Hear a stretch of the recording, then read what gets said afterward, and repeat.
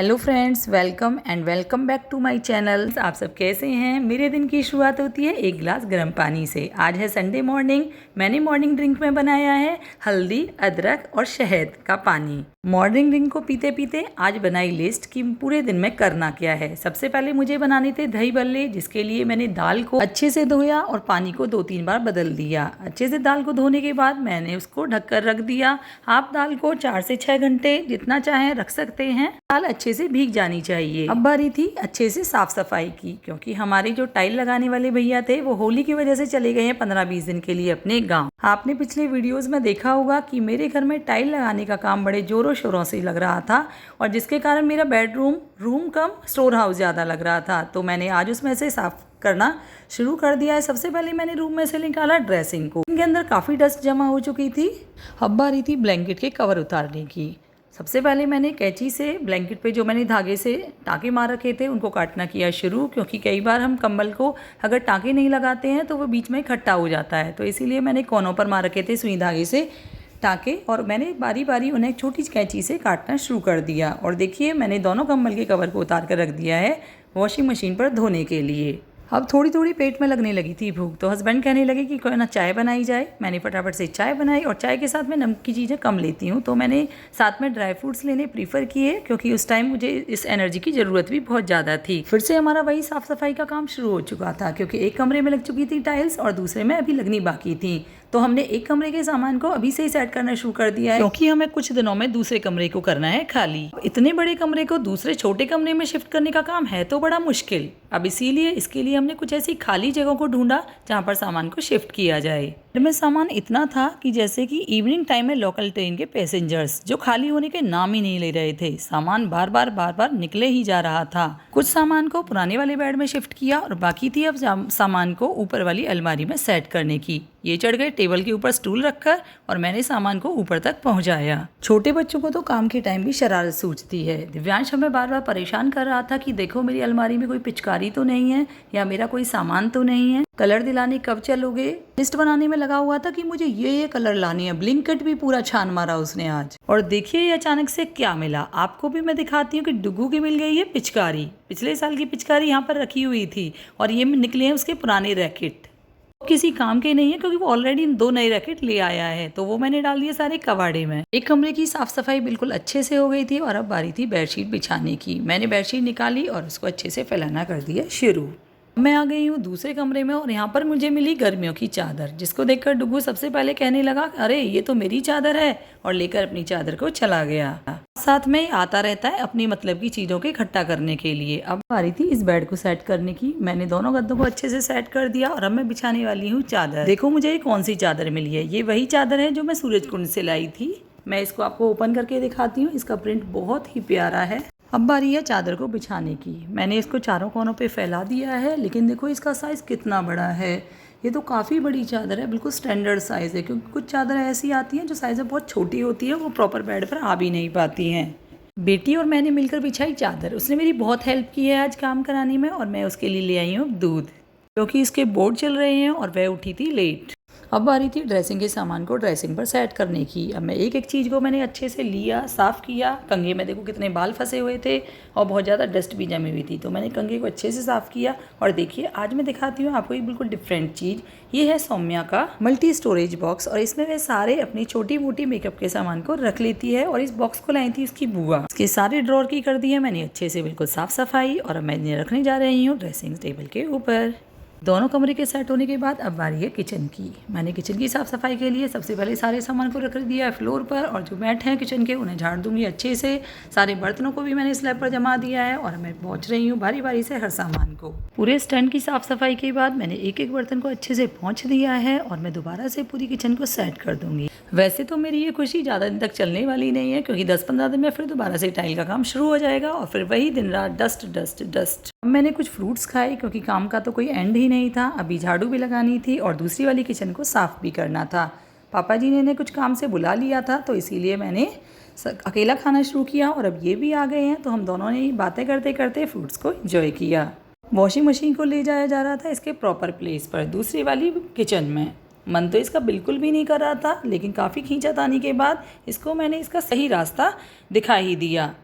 मैंने इस किचन की बहुत अच्छे से सफाई की और इसकी धूल भरी परत को हटा दिया, लेकिन पूरी सफाई का कोई फ़ायदा भी नहीं था क्योंकि कुछ दिनों में फिर से इसमें टाइल का काम रह गया था अभी अधूरा। बारी थी मशीन लगाने की। मैंने फटाफट से मशीन में भरना शुरू किया पानी और मशीन को चला दिया। मशीन लगाने के बाद मैं चली गई नहाने के लिए और बच्चों ने आज मंगाया बाहर से ही खाना और खाने में थे नूडल्स और साथ में छोले भटूरे। बेटे ने सबसे पहले अपनी प्लेट लगाई और खाने को बहुत ही टेस्टी बताया। वैसे तो बच्चों को बाहर का खाना टेस्टी ही लगता है। मैं आ गई हूँ नहाकर क्योंकि मेरा काम हो गया है ख़त्म। अब जाके आया मेरे बेचैन दिल को करार। अब पेट के करार की बारी थी और मैंने फटाफट से लगाई प्लेट क्योंकि मुझे लग रही थी बहुत ज़ोरों की भूख। दोपहर के 2 बज चुके थे।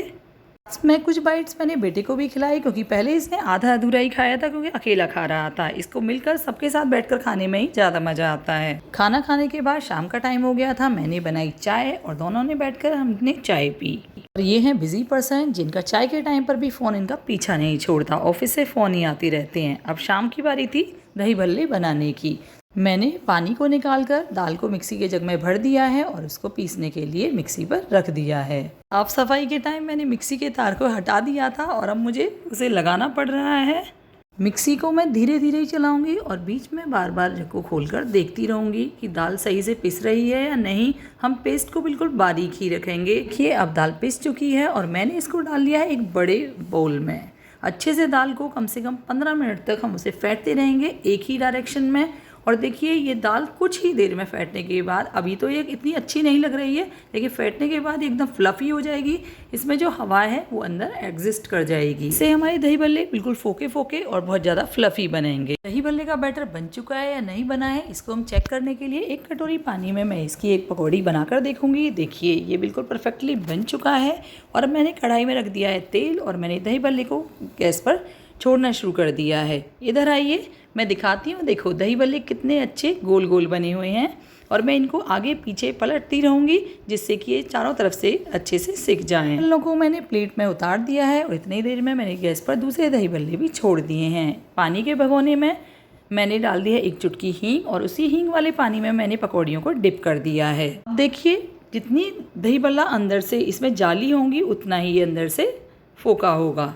अभी जितने में दही भल्ले बनाने का काम चल रहा है उतनी देर में मेरे दिमाग में आई एक नई इन्वेंशन। और देखिए ये आपको दिखाई दे रहे हैं इडली मोल्ड्स और इसमें मैंने सेम उसी बैटर को फिल करना शुरू कर दिया है और साथ में लगा दिए हर एक जगह पर किशमिश। किशमिश के ऊपर लगा दिए मैंने कुछ कटे हुए काजू और बादाम और ऊपर से फिर से उसी बैटर को भर दिया है और इनको रख दिया है इडली स्टैंड में। अचानक से मेरा हाथ टच हो गया इडली स्टैंड के कोने से और एकदम से मैं डर गई। मैंने बारी बारी सारी प्लेट्स को सेट कर दिया है इडली स्टैंड के अंदर और उसको ढक दूंगी मैं कम से कम 15 मिनट के लिए। इतनी देर में मेरे दही भल्ले भी ऑलमोस्ट बन चुके हैं और मैंने सबको उन्हें गैस से उतार लिया है। देखिए पानी इनमें कितने अच्छे से भर चुका है। भल्ले में डालने के लिए मेरी दही और मीठी चटनी दोनों ही रेडी हैं। मीठी चटनी की रेसिपी मैं पहले वीडियो में डाल चुकी हूँ। अगर आप देखना चाहते हैं ज़रूर वह वीडियो देखिए। दही भल्ले को और ज़्यादा अट्रैक्टिव बनाने के लिए मैंने दही में ऐड किया है हल्दी, बीटरूट पेस्ट और साथ में हरी धनिया का पेस्ट। तो देखिए तीनों का कलर कितना सुंदर निकल कर आया है। दही भल्ले देखने में इतने सुंदर बन रहे थे तो खाने में कितने सुंदर होंगे। और इतने में ही बेटी ने कहा मम्मी मेरी प्लेट तो लगा दो और मैंने देखिए दही भल्ले को वन बाय वन करके निचोड़ना शुरू कर दिया है। कितने अच्छे से स्क्वीज़ हो रहे हैं, ऐसे लग रहा है ये पानी से बिल्कुल भरे पड़े हैं। और मैंने सबको डिप कर दिया है दही वाली मटकी में। दही वाली मटकी में 5 मिनट डिप करने के बाद मैंने प्लेट लगानी शुरू कर दी है। मैंने इसके ऊपर डाल दी है रेड वाली चटनी जो मैंने अभी बनाई थी और इसके ऊपर मैं डाल दूंगी अपने सारे मल्टी कलर्स की दही जिससे बहुत ज़्यादा अट्रैक्टिव लगेगा। और उसके ऊपर मैं इसमें स्प्रिंकल कर दूंगी काला नमक, मिर्च। और देखिए ये अपने कलर से ही ऐसे लग रहे हैं कि ये हैं होली स्पेशल दही भल्ले जो खाने में बहुत ही टेम्पटिंग लग रहे हैं। और मेरे से और मेरी बेटी दोनों से सब्र नहीं हो रहा तो हम दोनों बैठ गए हैं इनका फर्स्ट बाइट चखने के लिए क्योंकि बाकी सब लोग गए हुए हैं बाहर। इतनी देर में मेरी न्यू इन्वेंशन भी बनकर हो चुकी है तैयार और मैंने 1 बाय 1 प्लेट से निकाल लूँगी। अब देखिए दही भल्ले का टेस्ट। अब मैं आपको इन्हें काट कर दिखाती हूँ कि ये अंदर से कितने फ्लफ़ी हैं और में कितनी अच्छी जाली बनी हुई है। अगर दही भल्लों में जाली हो तो खाने में एक अलग ही मज़ा आता है। बिना दांत वाले लोग भी इन्हें बड़े आसानी से खा सकते हैं। और अगर दही भल्ले में गांठ बन जाए तो वो खाने में बिल्कुल भी स्वाद नहीं लगते हैं। इतनी देर में शैतानों की टोली आ चुकी है और उन्होंने कहा कि हमारे लिए भी प्लेट लगा दो। तीनों की रिक्वायरमेंट अलग अलग थी। किसी को खाने थे केवल दही सॉट वाले, किसी को खाने थे कलरफुल, और सब अपने अपने अपने फेवरेट कलर बता रहे थे। छोटे छोटे बच्चे हर चीज़ में अपनी चॉइस बताने लगते हैं, बस एक मौका मिला चाहिए उनकी बात जानने का। मैं दोबारा से किचन में आ गई हूँ और देखिए मैं एक इडली को आपको काट कर दिखाती हूँ। इनमें ड्राई फ्रूट्स कितने सुंदर लग रहे हैं, और इनको भी मैं दही बल्ले की तरह सेम पानी में भिगो दूंगी और उसके बाद इन्हें अच्छे से स्क्वीज़ करके सर्व करूँगी। ये भी आ गए और इन्होंने भी दही बल्ले को एंजॉय किया। आज घर में कोई भी ऐसा नहीं था जिसने दही बल्ले दोबारा ना मांगे हों, हर किसी ने कहा एक बार और प्लेट लगा दो।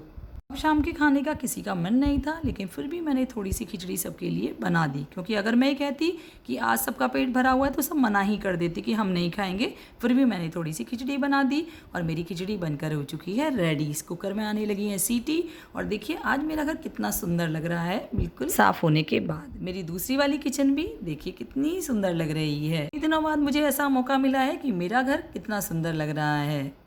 आज के लिए बस इतना ही। Thanks for watching. Bye bye.